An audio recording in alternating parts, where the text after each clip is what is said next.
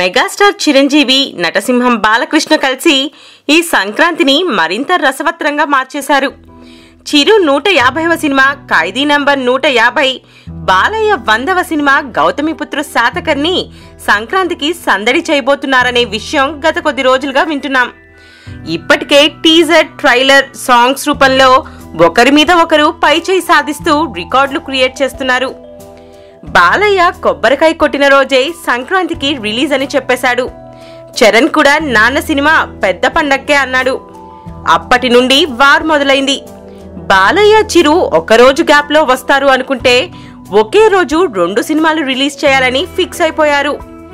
ఇప్పటికే 2 తెలుగు రాష్ట్రాలతో పాటు ఓవర్సీస్ లోనూ థియేటర్ సెలెక్ట్ చేసే పనిలో ఉన్నారు. ఇక డిస్ట్రిబ్యూటర్స్ అయితే ఈ సినిమాల్ని ప్రదర్శించడానికి ఉత్సాహంగా ఉన్నారు. అభిమానులు, ప్రేక్షకులు తరహాలోనే వాళ్ళకి భారీ అంచనాలున్నాయి ఈ 2 సినిమాల మీద. 2 పెద్ద స్టార్ల సినిమాలు ఒకరోజు గ్యాప్ తో రిలీజ్ అయితే ఎలాంటి నష్టం ఉండదని ఇప్పటిదాకా అనుకున్నారు. కానీ ఇద్దరు ఒకే రోజు రాబోతున్నారు అనేసరికి పోరు మరింత రసవత్తరంగానూ ఆసక్తికరంగానూ తయారైంది. చిరుకి 150, బాలయ్యకి 100. ఇద్దరి కెరీర్లోనూ ఇవి మైల్ స్టోన్ మూవీసే కావడంతో ఎవ్వరూ వెనక్కి తగ్గే ప్రసక్తే లేదు అంటున్నారు.